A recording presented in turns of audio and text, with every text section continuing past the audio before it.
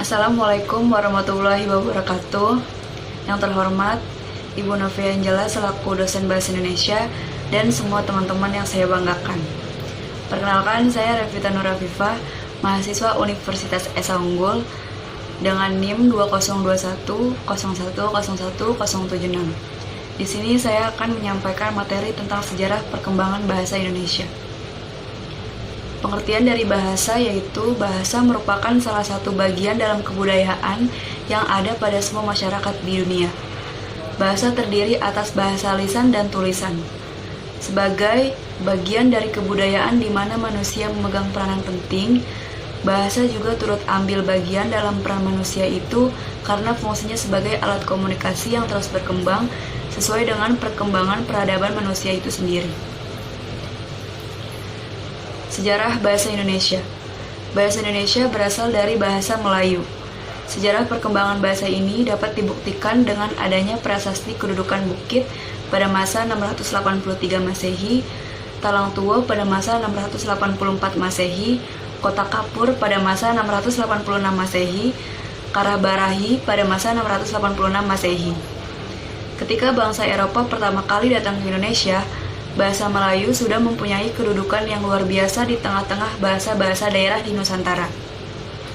Pigafetta yang mengikuti perjalanan Magellan mengelilingi dunia ketika kapalnya berlabuh di Tidore pada tahun 1521 menuliskan kata-kata Melayu.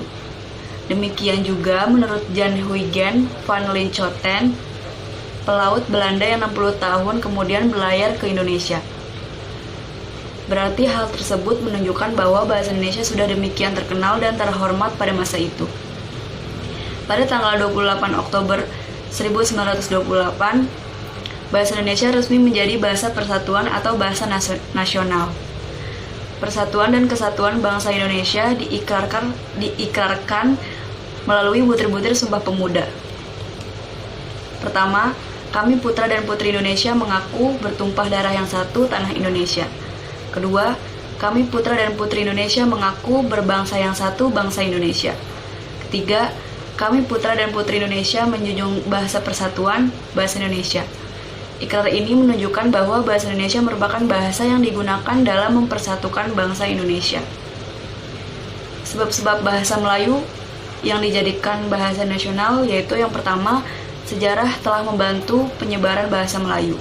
Yang kedua, bahasa Melayu mempunyai sistem yang sederhana, mudah dipelajari. Yang ketiga, faktor psikologis. Dan yang keempat, kesanggupan bahasa itu sendiri juga menjadi salah satu faktor penentu. Dan mengapa bahasa Melayu dijadikan sebagai landasan lahirnya bahasa Indonesia? Yang pertama, bahasa Melayu telah digunakan sebagai lingua franca atau bahasa perhubungan selama berabad-abad sebelumnya di seluruh kawasan tanah air kita di Nusantara. Yang kedua, bahasa Melayu memiliki daerah persebaran yang paling luas. Yang ketiga, bahasa Melayu tidak dianggap bahasa asing. Yang keempat, bahasa Melayu bersifat sederhana. Yang kelima, bahasa Melayu mampu mengatasi perbedaan-perbedaan bahasa antar penutur yang berasal dari berbagai daerah. Fungsi bahasa Indonesia. Fungsi adalah nilai pemakaian bahasa yang dirumuskan sebagai tugas pemakaian bahasa itu dalam kedudukan yang diberikan kepadanya. Bahasa memiliki dua fungsi, yaitu fungsi bahasa secara umum. Yang pertama, bahasa sebagai alat ekspresi diri sejak kecil. Yang kedua, bahasa sebagai alat komunikasi. Bahasa dipakai untuk menyampaikan maksud tertentu agar bisa dipahami orang lain. Perbedaan fungsi bahasa jadi alat ekspresi diri dan sarana komunikasi ada pada tujuannya. Yang ketiga, bahasa sebagai alat integrasi dan adaptasi sosial. Saat beradaptasi di lingkungan sosial baru, setiap orang akan memilih bahasa yang digunakan tergantung situasi dan kondisi yang dihadapi.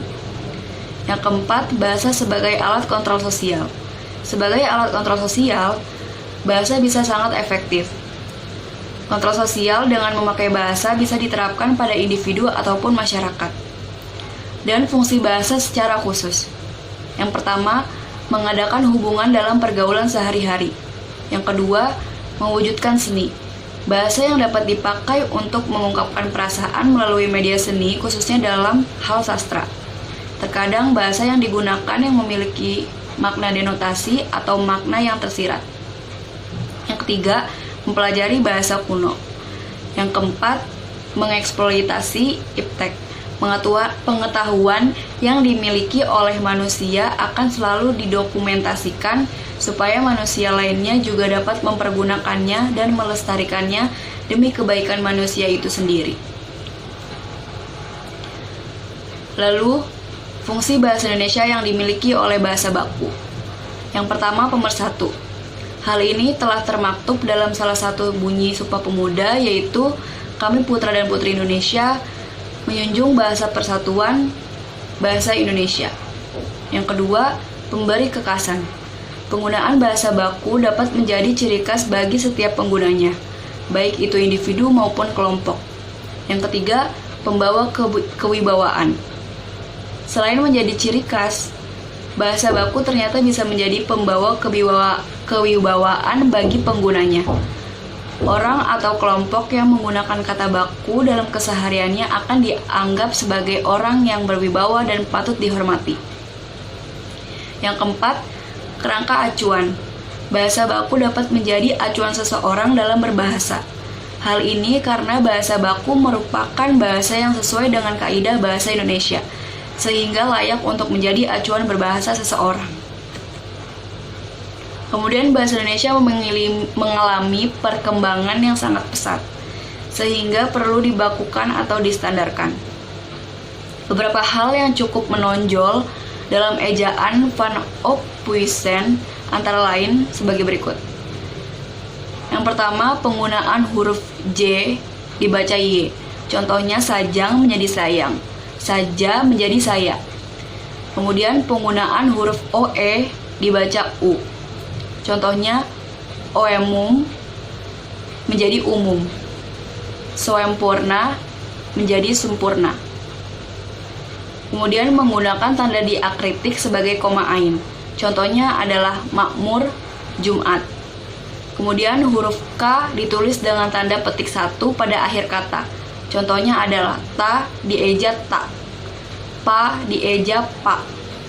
Kemudian huruf I yang masih digunakan untuk membedakan antara huruf I sebagai akhiran dan harus disuarakan tersendiri dengan diftong.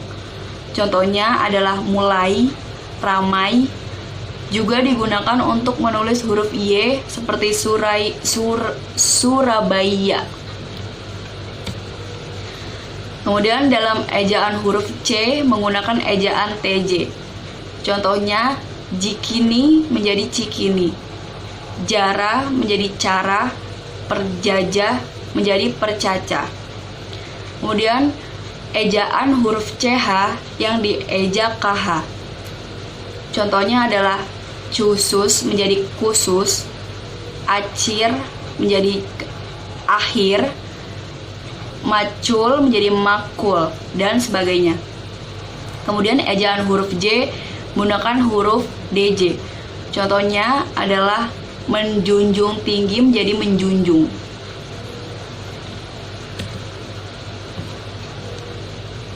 Kedudukan bahasa Indonesia. Bahasa Indonesia mempunyai kedudukan yang sangat penting, seperti tercantum pada Ikrar ketiga Sumpah Pemuda 1928 yang berbunyi, kami putra dan putri Indonesia menjunjung bahasa persatuan, bahasa Indonesia. Ini berarti bahwa bahasa Indonesia berkedudukan sebagai bahasa nasional. Kedudukannya berada di atas bahasa-bahasa daerah. Menurut Arifin, bahasa Indonesia juga berkedudukan sebagai bahasa negara. Hal ini tercantum dalam Undang-Undang Dasar 1945, tercantum pasal khusus bab 15 pasal 36. Jadi dapat disimpulkan jika kedudukan bahasa Indonesia adalah bahasa nasional dan bahasa negara. Kedudukan bahasa Indonesia sebagai bahasa nasional berfungsi sebagai yang pertama lambang kebangsaan, kebanggaan kebangsaan. Yang kedua, lambang identitas nasional. Yang ketiga, alat penghubungan antar warga, antar daerah, dan antar budaya. Yang keempat, alat pemersatu suku budaya dan bahasanya. Kemudian kedudukan bahasa Indonesia sebagai bahasa negara berfungsi sebagai yang pertama, bahasa resmi kenegaraan. Yang kedua, bahasa pengantar dalam pendidikan. Yang ketiga, alat perhubungan pada tingkat nasional. Yang keempat, alat pengembangan kebudayaan, ilmu pengetahuan, dan teknologi. Sekian materi yang bisa saya sampaikan, kurang lebihnya mohon maaf. Wabillahi taufiq walhidayah. Wassalamualaikum warahmatullahi wabarakatuh.